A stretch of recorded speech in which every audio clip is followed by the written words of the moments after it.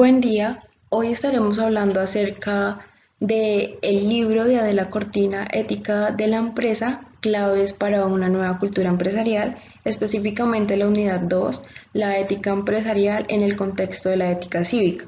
El grupo está conformado por María Paula Mora Díaz y quien les habla, Cristina Betancur Bejarano. Estaremos hablando acerca del hecho del pluralismo moral, el nacimiento de la ética cívica, sus características y contenidos mínimos, la ética empresarial en el contexto de la ética cívica, sus funciones y la ética, derecho y religión. En primer lugar, tenemos el hecho del pluralismo moral, en donde se tiene que una sociedad es moralmente pluralista cuando en ella conviven personas que aceptan, reconocen y toleran la existencia de diferentes concepciones morales, ya sean posiciones o pensamientos diversos, y el Estado no las privilegia ni las discrimina. De igual manera, se basa en que todos respeten unos mínimos comunes éticos siempre y cuando cada uno busque la felicidad por distintos caminos. Cabe recalcar que la necesidad de que hayan mínimos como lo son valores, derechos y virtudes compartidos por la sociedad son necesarios. El relativismo es algo que surge a partir de la concepción de las personas. Por ejemplo, existen unas exigencias de justicia, las cuales son unas normas mínimas de conducta que se han de exigir a cualquiera, los cuales no son relativas, debido a que son universales y el Estado se ve obligado en hacerlas cumplir. Por otro lado, están los diferentes modelos de felicidad, los cuales sí son relativos y es decisión de cada individuo elegir la manera de buscarla y a la vez de responder por las consecuencias que estas decisiones traigan consigo, como es el caso de muchos que su principal influencia es la religión. Anteriormente se consideraba que la religión asumía la moral, por esta razón surge la ética social e individual, ya que se iba a tomar la religión como un saber que forja el estilo de vida y contribuye a la toma de decisiones justas. La ética individual se refiere a los derechos y virtudes que un individuo debe asumir para alcanzar su perfección. Y por otro lado, la ética social es aquella que se preocupa por las relaciones que los hombres entablan entre sí con la familia, el trabajo y la vida política y social en general. La ética cívica nace en los siglos XVI y XVII a partir de una experiencia muy positiva, y era que si era posible la convivencia entre ciudadanos que profesan distintas concepciones, ya sean religiosas, ateas o agnósticas, y además de esto que compartan unos valores y unas normas mínimas. Las guerras de religión habían sido especialmente crueles en Europa. Estas guerras se daban por una intransigencia, es decir, por actitudes de personas que no compartían opiniones y no aceptaban, y además de esto eran incapaces de admitir que alguien pensara de manera distinta. De allí nace el pluralismo, que es aquel que acepta, reconoce y tolera la existencia de diferentes posiciones o pensamientos. Entonces, podemos decir que la ética cívica consiste en ese mínimo de valores y normas que los miembros de una sociedad moderna comparten, sean cuales fueren sus cosmovisiones, sean religiosas, agnósticas o ateas, filosóficas, políticas o culturales. Y esto nos lleva a comprender que la convivencia de concepciones diversas es fecunda, es decir, que se puede llevar a cabo con buenos resultados y que cada quien tiene el derecho a intentar llevar a cabo sus proyectos de felicidad siempre y cuando se respeten los de los demás. Como primera característica tenemos que es una ética de mínimos, es decir, que lo que comparten los ciudadanos de una sociedad moderna no son determinados proyectos de felicidad, ya que cada uno de ellos tiene su propio ideal de vida buena y ninguno tiene derecho a imponerla. Pero entonces, ¿qué sería una ética de máximos? Una ética de máximos sería que las concepciones religiosas, agnósticas o ateas propongan un modelo de vida feliz, y en una sociedad verdaderamente moderna son plurales. Por eso llamaríamos a esto como una sociedad pluralista y totalitaria. Donde una sociedad pluralista es entonces aquella en la que conviven personas y grupos que se proponen distintas éticas de máximos, de modo que ninguno de ellos puede imponer a los demás sus ideales de felicidad. Pero entonces una totalitaria, por el contrario, sería una sociedad en la que un grupo impone a los demás su ética de máximos, su ideal de felicidad, de suerte que quienes no comparten se ven coaccionados y discriminados. Como segunda característica tenemos ética de ciudadanos, no de súbditos, es decir, que es un tipo de convicción al que lleva la experiencia propia o ajena, pero sin imposición. Recordemos que súbdito significa que es alguien que tiene que cumplir obligaciones y obedecer. Como tercera característica tenemos ética de la modernidad, es decir, aquí entra un concepto que es la ilustración, que la ilustración nos muestra un movimiento que defiende el dominio de la razón, o sea, nos representa esta época como la entrada de los hombres en la mayoría de edad, en virtud de la cual ya no quieren dejarse guiar. Entonces aquí viene un concepto muy relacionado que es la autonomía, en donde es la persona que puede obrar según su criterio con independencia de opinión. Entonces, esto va muy relacionado con las personas que entran a la adolescencia y que quieren ser independientes con sus decisiones. Dentro de los contenidos mínimos de una ética cívica se encuentran los valores de libertad, igualdad y solidaridad, los derechos humanos, la tolerancia activa y el ethos dialógico. En primer lugar, tenemos los valores de libertad, igualdad y solidaridad, en donde hablan acerca de la autonomía y libertad que tiene cada ser humano. Por lo tanto, se pasa de ser considerado un súbdito o subordinado a darle un valor y protagonismo mayor al hombre hasta tal punto de ser considerado como lo que somos, ciudadanos, lo cual significa que nadie está legitimado para imponer una idea de felicidad y que las decisiones que se toman en comunidad política no pueden tomarse sin su consentimiento. Esto se relaciona con la autonomía moral porque al ser ciudadanos capaces de tomar decisiones de modo racional autónomo, está en condiciones de saber qué es lo bueno y qué no, sin necesidad de acudir a proyectos o normas gubernamentales ya impuestas. Con respecto a la igualdad, Adela Cortina menciona que es lograr que todos tengan las mismas oportunidades para desarrollar sus capacidades y así corregir las desigualdades naturales y sociales. Y ausencia de dominación de unos hombres por otros, ya que todos somos iguales en cuanto a autonomía y capacidad para ser ciudadanos. Y por último, la solidaridad, conocida como fraternidad en tiempos de Revolución Francesa, es uno de los valores necesarios para traer a colación si la meta común es conseguir que todos los hombres se realicen igualmente en su autonomía. Para lograr consolidar todo lo mencionado anteriormente y poder aplicarlo a las organizaciones o personas mismas, es necesario acudir a los derechos humanos para concretar estos valores que componen la ética cívica. Los derechos humanos reciben el nombre de derechos morales, pertenecen al ámbito de la moralidad en el que el incumplimiento de lo que debe ser no viene castigado con sanciones externas, y entonces se reduce o se limita en sus distintas generaciones los valores de libertad, igualdad y solidaridad, en donde la libertad está como primera generación, y dentro de ella están los derechos políticos y civiles. Igualdad como segunda generación, dentro de ellos están los derechos económicos, sociales y culturales. Estas han sido reconocidos por las Naciones Unidas en la Declaración del año 1948.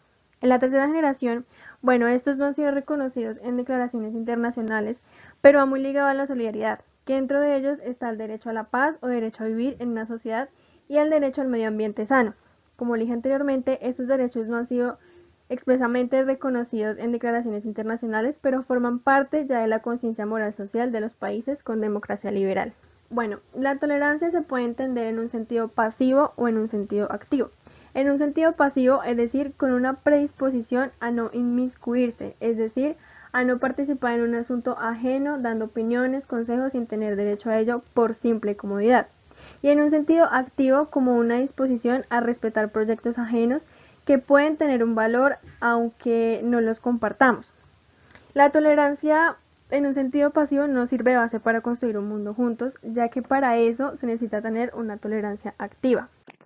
Finalmente, tenemos el etos dialógico, que es igual a la actitud o conducta que toma el hombre para la resolución de conflictos que surgen. Cuando una persona potencializa esta actitud, es porque se toma en serio su autonomía y la de los demás, reconociendo la igualdad de condiciones en cuanto a la capacidad de dialogar, es decir, lo toma como un interlocutor válido sobre las cuestiones que le afectan y entiende los intereses de todos a la hora de tomar decisiones colectivas. Esto de igual manera ayuda a conciliar dos posiciones éticas como lo es el universalismo y el respeto a la diferencia. Esto se logra solo si se reconoce que la autonomía de cada hombre tiene que ser respetada, y es ahí donde podemos exigir que se respeten sus diferencias. Ahora tenemos a la ética empresarial en el contexto de una ética cívica.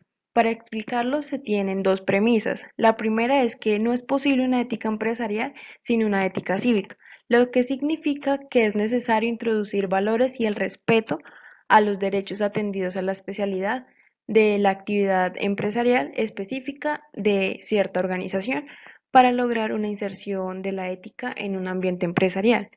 De igual manera, ocurre en el caso contrario, en donde nos dice que no es posible una ética cívica sin una ética empresarial, porque es algo que va inmerso en el ser humano y se relaciona con la ética profesional.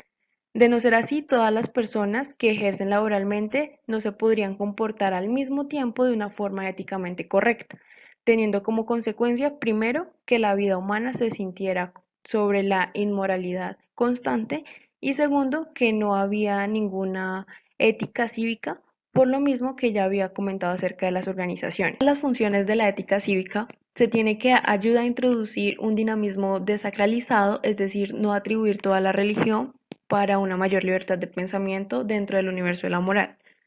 También orienta la moral cada vez más hacia la universalización, fomenta el desarrollo y respeto de los derechos morales y de igual manera apoya y orienta la moralidad pública. Para forjar una buena ética cívica es necesario iniciar con la introducción de convicciones morales, que son los mismos mínimos como los valores y virtudes que se deben compartir con el resto de la población civil y no solo enfocarlos en criticar los actos inmorales como la corrupción, la adulteración de productos, la publicidad engañosa, la falta de transparencia, entre muchos otros actos inmorales que se ven en muchas empresas, sino en generar propuestas o realizar algún aporte que ayude. También se debería remoralizar la sociedad por medio de acciones para enriquecer la ética cívica y lo que se debe parar de hacer